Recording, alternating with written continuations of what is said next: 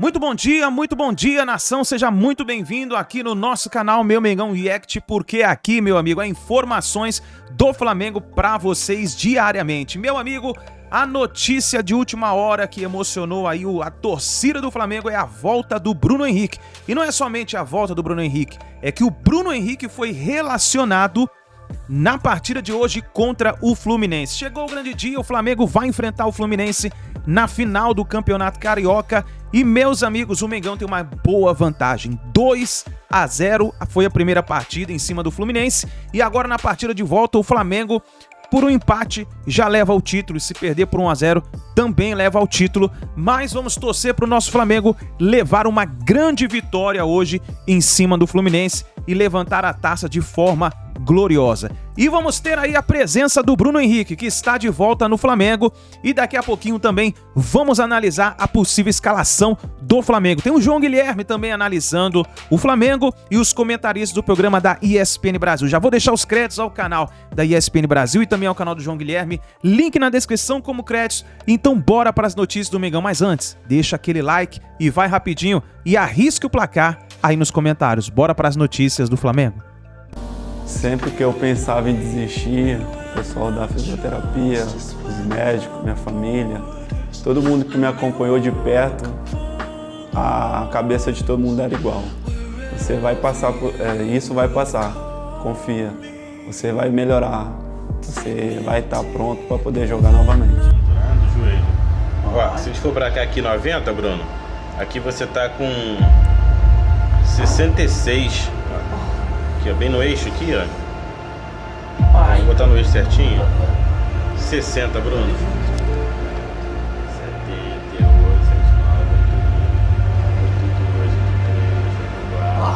79, 84. Ó, subiu um pouquinho mais de 85. 85. 85, Bruno. 85, muito bom. Muito bom, muito bom. Agora tu tá em 85, o objetivo é 90, é isso? Isso, primeiro. Até o final dessa semana, 90. Hoje é 35, amanhã a gente consegue chegar 90. Cara, vou te falar a verdade, pelos meus filhos. Eu sempre que vi essa imagem, eu não via. Tô vendo aqui agora porque você tá me mostrando. Desde a lesão, então, você não reviu esse momento? Não revi esse momento. Não. Tô vendo aqui. É muito ruim, cara. É um sentimento muito forte.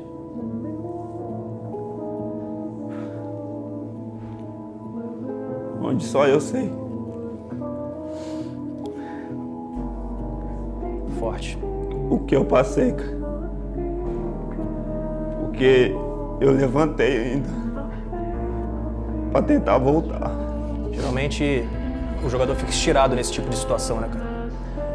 Muitas vezes as pessoas, o jogador não consegue, né, cara, voltar. Mas eu, nesse momento aqui, eu tentei voltar pra mim ver e sentir se tinha acontecido alguma coisa mesmo ou não. E quando eu levantei, eu senti meu joelho falso, frouxo, e ali eu tinha a convicção que eu tinha machucado. Primeiro, agradecer o carinho, né? Desde quando eu cheguei, desde todas as lesões que eu tive, o carinho que eu sempre recebo na rua, minha família também, meu filho, todos sempre estão comigo. Posso dizer que eu fico muito feliz de estar honrando essa camisa, porque é o que eu sou e é o que vocês, torcedores, passam para mim. Bruno Henrique está de volta. Claro que ele vem de uma lesão gravíssima no joelho. Ele está há mais de 10 meses sem atuar. Mas, de repente, em algum momento do jogo, será que ele pode, de alguma forma, ajudar o Flamengo na partida de amanhã, Falso Nove? Acho que já deu para perceber que eu sou rubro-negro, né? O Bruno Henrique... você é Flamengo, Falso? Sou. O Bruno Henrique... Eu tento fazer análises imparciais, a imparcialidade é uma utopia, mas de fato... Você é profissional, Falso Nove, vamos, né? Exato. Mas o Bruno Henrique, assim, ele é um cara espetacular em termos de desempenho. Ele é um cara único no elenco, que ele é capaz de executar mais de uma função. Então, nesse momento aí de contragolpear, é interessante ter ele. Eu não sei se é interessante tê-lo por muito tempo, mas eu acho que ele vai entrar invariavelmente, seja para tentar buscar um resultado pela história que tem de decisão, seja para, em caso de resultado conquistado, entrar ali para celebrar. E aí vai um ponto que talvez gere polêmica. Eu acho que muito do que o Gabigol tem feito de lobby para se colocar como um concorrente ao Pedro, ele tem se confiado na dupla, que é o BH voltando. Porque os dois juntos, eles fazem uma união. Não é contra o VP, o Gabigol. O Gabigol não fez aquele comentário para alfinetar o VP. Eu acho que a relação deles aparece ser muito boa, aparenta ser muito boa. Sim. Ele fez ali para um pouco assim, se posicionar como atacante e falar, e pensar, aquele cara vai voltar, e a minha dupla com ele é uma das melhores da história desse clube, uma das melhores do século aqui desse continente, porque eles se completam de uma forma absurda, né? Aquela comemoração da fusão que eles fazem é assim, simbólica, porque de fato aquilo é verdade. O Gabigol, ele é um cara difícil de encaixar em time. Taticamente, ele é um baita do jogador, mas ele não é ponta e ele não é centroavante. Durante os últimos 10 anos, a gente viveu a ditadura do 4-3-3. Todos os times jogavam em 4-3-3 ou 4-2-3-1. Caras como ele perderam espaço e passaram a não conseguir se encaixar e desempenhar aquilo de bom. E nós vamos falar aqui de vários. Nilmar, Alexandre Pato, Dagoberto. Tem um livro muito bom que está atrás de mim, que é do Theo Benjamin, que ele faz um parágrafo inteiro. Ele faz um parágrafo inteiro falando disso, como ele chama de geração Dagoberto. E foi brilhante ali com as palavras. Então tem uma geração grande de caras que não são atacantes gelados, são segundos atacantes, e ficaram ali à mercê do tempo, tendo que jogar de ponta ou tendo que jogar de centroavante sem ser aquilo ali. E o Gabigol, ele tem um pouco disso com ele. E aí ele jogou na carreira dele inteira uma temporada como centroavante, que foi a última dele no Santos em 2018, num time que era reativo, um time de contra-ataque.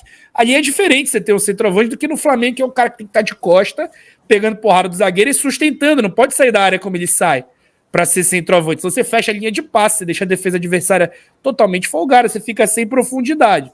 Então, com o Bruno Henrique, ele tinha o parceiro perfeito, porque o Bruno Henrique também, ele foi um ponta por muito tempo na carreira, muito porque também ele precisou ser encaixado em algum lugar do campo, porque como ponta, como ele é muito alto e muito veloz, ele também é de certa forma, ele tem uma inércia ali muito grande, né? Ele é pesado também. Então ele acaba deixando espaço entre ele e o lateral, e atacar as costas dele é um convite num 4-3-3. E aí, quando você coloca o Bruno Henrique para atacar a área e o Gabigol sair, eles formavam quase que um movimento binário ali. Um sai, outro entra, e os outros dois, Everton e Arrasca, faziam ali aquilo se tornar como se fosse um carrossel. E isso acontecia muitas vezes. Muitas vezes a gente viu o Everton saindo da esquerda para dentro, o Gabi indo para a direita. O Arrasca saindo do meio para a esquerda, o BH indo para o centro da área. Quantos gols de cabeça a gente já viu do BH no segundo pau? Então, os dois juntos... Ele pode se tornar um grande centroavante, inclusive, com o passar dos anos aí, né? Pode, mas assim, num sistema de 4-4-2, que é basicamente o que o Flamengo faz na era pós-JJ, não é o sistema de hoje, mas o sistema de hoje pode ser, digamos, um 3-4-1-2, com Arrasca atrás de BH e Gabigol, Pedro e Gabigol, Pedro e BH, ele acaba sendo o que ele melhor faz, que é ser um segundo atacante também.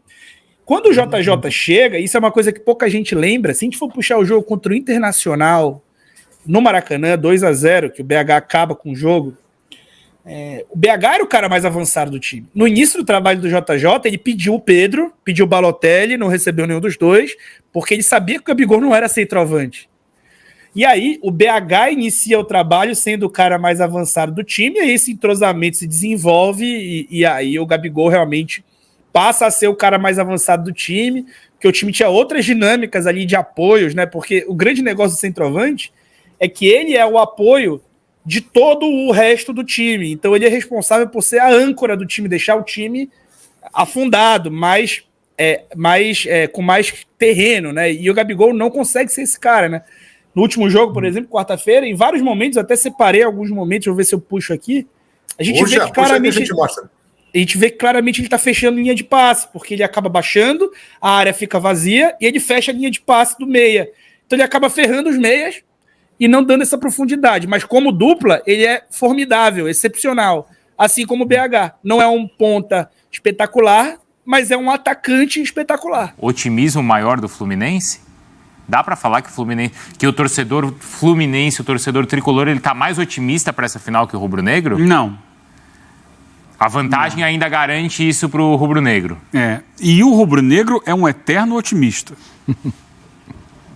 Aliás, eu vindo morar em São Paulo, né, e trabalhando já há algum tempo com pessoas de São Paulo, sempre achei estranho isso, né? Porque no Rio de Janeiro, em geral, as torcidas são otimistas. Elas sempre acreditam nos seus times. Uhum. E achei estranho quando alguns clubes assim, bem colocados assim, em determinados campeonatos, as pessoas sempre com o pé atrás. Não sei, talvez, não dê. No caso ali, a torcida do Flamengo pode ter certeza que ela tem confiança máxima de que o time vai ganhar o Campeonato Carioca. Uhum. Eu só acho ali que o par do Cano no Flamengo hoje é o Pedro, não é o Gabigol, né? O Pedro é o artilheiro do Flamengo na temporada, com 14 gols. Uhum. Tem uma média impressionante de 1 gol a cada 3 finalizações na temporada. Ele não finaliza tantas vezes, mas ele tem uma média de conversão, uma taxa de conversão altíssima. Isso antes do último jogo. Então, o último jogo ele entrou no final ali, nem contei isso, mas é impressionante. Mas o Flamengo chega com uma vantagem, né? Uma vantagem considerável.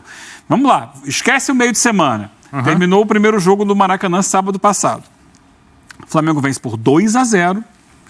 O Fluminense não tem o seu lateral direito titular, o Samuel Xavier, que é um jogador que participa muito da construção ofensiva da equipe.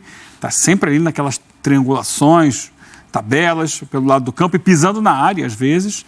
Não tem. Vai jogar o Guga, que é um jogador recentemente incorporado ao elenco.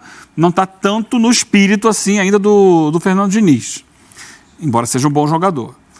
Aí não tem, provavelmente, não vai ter o Martinelli no meio campo. Aí, por um lado, eu particularmente, eu achava que o Martinelli fazia uma má partida no jogo de ida. E, observando o jogo, me perguntava por que ele permanecia em campo até tão tarde do jogo. Eu já, no lugar do Diniz, teria tirado o Martinelli e teria buscado uma outra alternativa. Ele não faz isso, ele só sai machucado.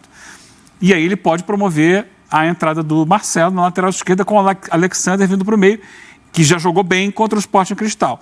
Mas é desfalque. Sim. E, acima de tudo, não tem o Fernando Diniz à beira do campo, que é um técnico daquele estilo que joga junto com o time. Vamos colocar assim no cenário internacional, é quase que um Diego Simeone. O Simeone chuta tudo, parece que ele está jogando mesmo. Mas o Diniz está o tempo todo falando, exigindo, cobrando, às vezes passa um pouco do ponto na cobrança, mas está orientando o time o tempo inteiro. Isso faz muita diferença. Então, diante disso tudo, o Flamengo chega bem. E lembrar que o Flamengo deve ter uma formação diferente daquela. Deve voltar à formação do sábado passado. Então, tudo isso coloca o Flamengo numa condição boa. O que pode atrapalhar o Flamengo é a questão interna mesmo, como ele está digerindo essa derrota. Uhum. Eu vou chamar o Cícero Melo, porque o Cícero, você mais cedo falou que tinha assim, alguns assuntos, né, para a gente tratar. Acho que muito dessas questões ali do time do Fluminense e a própria ausência do Diniz também, que deve ser muito lamentada por aí. É verdade, Bruno. Eu ouvi aqui alguns tricolores, enquanto esperávamos para fazer essa segunda entrada. O otimismo é muito grande, não poderia ser diferente. O torcedor, o papel dele é esse, né? Um me disse que vai ser 3-0 com 2 gols do Cano no primeiro tempo e o outro me disse que vai ser 4-1 Fluminense, né? Então, eles estão otimistas, já esgotaram o seu lado ali no Maracanã, vai estar a torcida do Fluminense em peso, lembrando que essa é a 4ª vez consecutiva que Flamengo e Fluminense vão decidir o Campeonato Carioca, né? Em 2020 e 2021 deu Flamengo, no ano passado deu Fluminense, que tenta agora o bicampeonato, e esse bicampeonato é quase que inédito, né? A última vez foi há 40 anos atrás, quando o Fluminense conquistou o Tri, 83, 84 e 85, Então 83 e 84, os dois foram em cima do Flamengo com 2 gols de Assis. O Assis era o Cano de hoje, né? Carrasco do Flamengo, como a torcida chama. Ele fez o gol do título em 83 em cima do goleiro Raul e o gol do título em 84 em cima do goleiro argentino Fidjol. E lembrando que ele tem uma média de 1,23 gols por jogo nesse ano, como vocês registraram aí, em 13 jogos, 16 gols. Vai ser uma arma importante do Fernando Diniz, que eu acho que vai ser o desfalque mais sentido do Fluminense, não ter o seu comandante à beira de campo, substituído pelo auxiliar Eduardo Barros. Casal 20, hein, o Cícero lembrando, não é isso, Eugênio? Sim. Não é? Desses gols aí que ele estava destacando lá do passado do Washington, né? Assis Washington. Claro, o parceiro Washington. Eu vou, Roberta, e por outro lado o Flamengo, hein? Porque eu acho que independentemente do resultado, né, Roberta? Me parece que a situação do Vitor Pereira não é nem um pouco estável, certo? Exatamente, o Bruno, e ele ficou até mais exposto, né, depois de escalar esse time alternativo na estreia da Conmebol Libertadores, deixou a maioria da equipe titular no banco de reserva, e só Santos e o Matheus França titulares no primeiro jogo contra o Fluminense aqui mesmo no Maracanã, que apareceram então entre os 11. Até o Vitor Pereira falou, não, mas eu não trabalho só com 11 jogadores, né, trabalho com o grupo, só que não é assim a visão também do torcedor. O Cícero conversou lá com alguns torcedores do Fluminense, eu já falei cerca com 10 rubro-negros mais ou menos por aqui, eles estão otimistas, acreditam que o Flamengo vai vencer, placar de 2-0, ou seja, que vai conseguir conquistar esse título depois de 3 taças terem ficado pelo caminho nesse início de temporada, mas todos, eu falei com uns 10, 12 torcedores por aqui, todos ali falando que o Vitor Pereira não tem que permanecer, mesmo se o Flamengo conquistar esse título do Campeonato Carioca, que isso não pode ser parâmetro para a permanência do treinador. Foi isso que eu ouvi por aqui, Bruno. Ele não tem paz, né, Marra? Depois dessa decisão, ele vai ter estreia na Copa do Brasil contra o Maringá e também Brasileirão contra o Curitiba. É uma situação que vem se arrastando, né? Quando ele vive momentos. Ele mudou o time, ele tem conseguido convencer que a ideia dele é uma ideia diferente da ideia do início do ano, mas a sensação é que está sempre em turbulência. Sempre. Mesmo se vencer o título, né, Eugênio? Me parece que o passaporte ali, ele é carimbado 2 vezes por semana, ele tem que carimbar. Ele não vai ter um visto longo de tranquilidade. É isso, primeiro porque ele comete os erros mesmo. Sim. Porque ele não conseguiu ainda dar um padrão ao time, porque ele já perdeu 3 títulos. Porque o torcedor olha para uma estreia de Libertadores, que é a competição prioritária do ano. O torcedor quer ganhar o campeonato estadual, quer ganhar, sim. Mas ele olha para a Libertadores e ele quer mais a Libertadores. Aí você tira o time considerado titular, o time que jogou no Campeonato Carioca. Do outro lado, o Fluminense coloca o time titular para jogar Libertadores. Então, o torcedor vai somando isso tudo na conta e vai enchendo, né, o débito. O débito dele é grande com a torcida. Então, ganhar o estadual vai diminuir um pouco o débito. Mas não vai zerar a conta. Eu gostei. Porque eu pensei que você falava enchendo outra coisa, mas era o débito. O débito. Vai aumentando o débito. Isso. Roberta, vou agradecer a sua participação e, assim, consequentemente, nessa história toda, o Gabigol deve voltar para o banco, né? Exatamente, essa é a tendência. Ele já conversou com o técnico Vitor Pereira, que gostaria de voltar a atuar como centroavante. Foi assim, né, nesse último jogo. Então a tendência é que ele volte para o banco. E, Bruno, só para completar, a tendência é que o Thiago Maia retorne. Ele treinou ontem normalmente. Para completar, hoje ele fez um post nas redes sociais, porque ele vem sendo criticado por alguns torcedores, e aí ele fez um post ironizando, só dá passe para trás, aí colocou ali um emoji de joinha, um bonequinho rindo e colocou vídeos, então, com passes verticais, ele tentando passes verticais, então ele dando aí uma resposta para o torcedor do Flamengo. Então tá aí, nação, essas foram as informações do Mengão logo cedo aqui para vocês. E vamos torcer, porque hoje tem Flamengo em campo, hoje é o dia da gente levantar a taça, vamos ver o que vai acontecer nessa partida e a possível escalação aí do técnico Vitor Pereira, que está se repercutindo aí no mundo da bola, é essa escalação que nós vemos aí. Davi Luiz, Rodrigo Caio, Pablo, eu acho que deve entrar o Léo Pereira, vamos ver como vai ser. Nas laterais, Varela, Ayrton Lucas, e no meio de campo, Gerson e Thiago Maia, e lá na frente, Pedro. e sendo auxiliado aí por Everton Cebolinha e Matheus França. Vamos ver qual deve ser a escalação aí do time do Flamengo para essa partida contra o Fluminense. E eu gostaria que você participasse do canal escrevendo nos comentários. E aí, você gostou da volta do Bruno Henrique? Escreva também o seu palpite para essa decisão do Campeonato Carioca, tá certo? Então é isso daí, nação. Um grande abraço, deixa o seu like aí no vídeo e a gente se vê daqui a pouquinho no próximo vídeo.